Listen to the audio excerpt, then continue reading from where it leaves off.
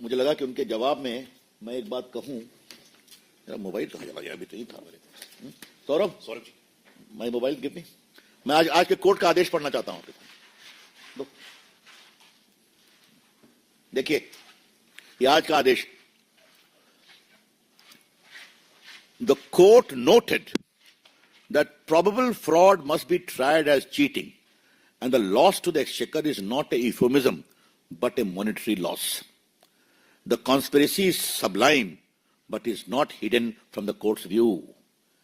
इसको conspiracy को छुपाने की कोशिश की जा रही है, लेकिन कोर्ट की आंखें उनको देख रही हैं. The court noted that preliminary probe findings suggest that Lalu Yadav entered into a conspiracy with the other accused and abused the position and influenced the process of issuing and awarding tenders in return for undervalued purchase of land.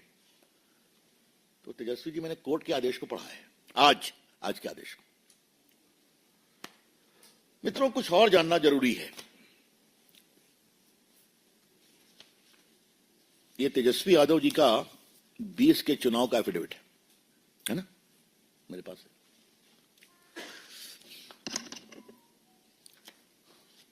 अब जरा देखा जाए, 1993 से 2007 के बीच में, उससे उनकी उम्र कितनी रही होगी मुझे बताने की जरूरत नहीं है. बिहार से जुड़े पत्रकार समझते होंगे कि उस समय बच्चे ही रहे होंगे. हाँ, उनके पास कृषि योग्य 9 भूमि थी, 9 land, 3 in Patna, 6 in Gopalganj. Agricultural land 9, non agricultural land 2, both in Patna. Commercial 2005, 1 plot in Patna.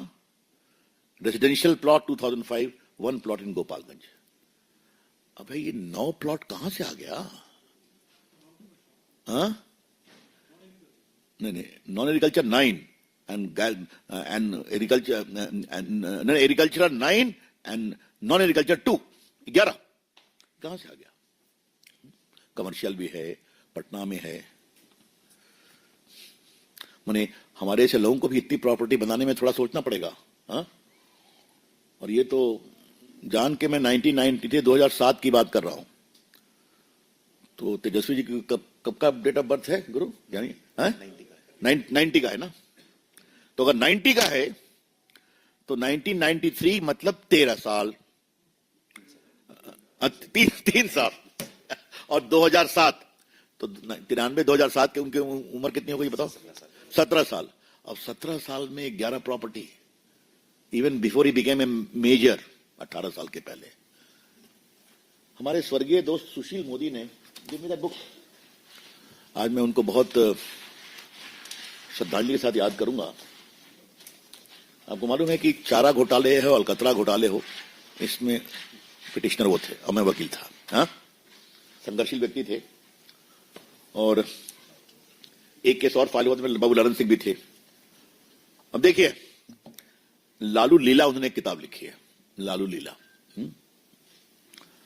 और इसमें उन्होंने कहा है तेजस्वी यादव की 14 प्रॉपर्टी. ये देखिए, सब डिटेल से पूरे परिवार का.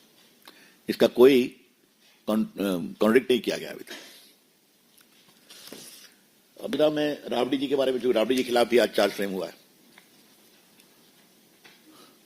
राबड़ी जी को एग्रीकल्चरल लैंड 3 है, 2 गोपालगंज में, 1 पटना में. नॉन एग्रीकल्चरल लैंड 4 है. नहीं, ज्यादा है, सुनिए आप. नॉन एग्रीकल्चर प्लॉट पटना में 4 है, कमर्शियल 1 है ऑल इन पटना, और रेजिडेंशियल 5 है. तो 5, 1, 6, 4, 10, 3, 13. राबड़ी जी करती क्या है भाई? ये सोर्स ऑफ इनकम क्या है? मैं 2 ही पर कॉन्सेंट्रेट कर रहा हूं, क्योंकि बाकी परिवार के लोगों का भी ऊपर भी asset beyond the non source of income चल रहा है ना. लेकिन आया कहां से? और ये मैं ऐसे नहीं बोल रहा हूं, सबके एविडेंस है मेरे पास, क्योंकि आपने खुद फाइल किया है. और मैं एक रोचक बात तो आपको बताना ही भूल गया. ये देखिए, ये है राबड़ी जी का एफिडेविट, जब उन्होंने एमएलसी के रूप में कंटेस्ट किया था तो बिहार लेजिस्लेटिव काउंसिल में. ये तो और भी जोरदार है. अब देखिए,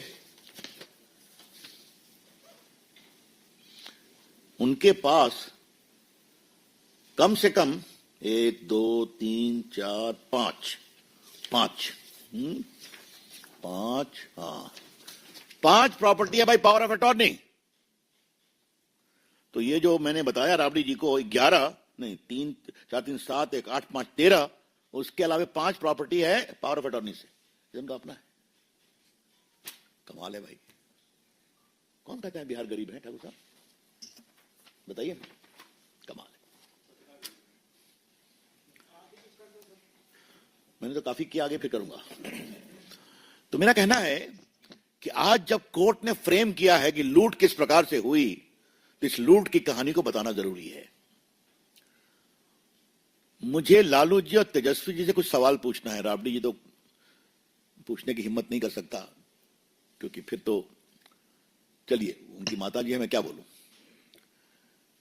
ये बिहार में हर परिवार को नौकरी देने का झांसा किस बिना पर दिया जा रहा है? और बिहार के निवासियों, अगर यही इनका मॉडल है ना, तो आपसे भी जमीन छीनी जाएगी। नौकरी तो मिलेगी नहीं, जमीन छीनी जाएगी आपसे। इस झांसे में कभी नहीं आना। बिहार के मेरे भाइयों और बहनों, बुजुर्गों, नौजवानों, कभी तेजस्वी यादव के वादे के झांसे में मत आना। नौकरी तो मिलेगी नहीं, तुम्हारी जमीन छिन जाएगी, क्योंकि ये इनका टाइम टेस्टेड मॉडल है। दूसरी बात मुझे कहनी है, यही आपका गवर्नेंस करेंगे आप? यही बिहार का विकास करेंगे आप? बिहार को आगे बढ़ाने का ढोंग करते हैं आप? ये गलत है। हम इसकी बहुत ही भर्त्सना करते हैं। और आज ये जो प्रक्रिया शुरू हुई है, ये अपने तार्किक लक्ष्य पर जल्दी पहुंचे, ये हम अपील करेंगे। और एक बात ध्यान रखिए, ये सब कुछ कोर्ट के सुपरविजन में हो रहा है, सब कुछ। 17 सीबीआई ने जांच किया, बाकी किया, आज कोर्ट ने चार्ज फ्रेम किया, अब ट्रायल होगा। तो मित्रों, आज बहुत ही ऐतिहासिक दिन था और इस परिवार की भ्रष्ट आचरण की कलई एक बार और खुली है। यह विषय बिहार में और घूमेगा और बिहार की जनता जरूर सोचेगी, हमें पूरा विश्वास है।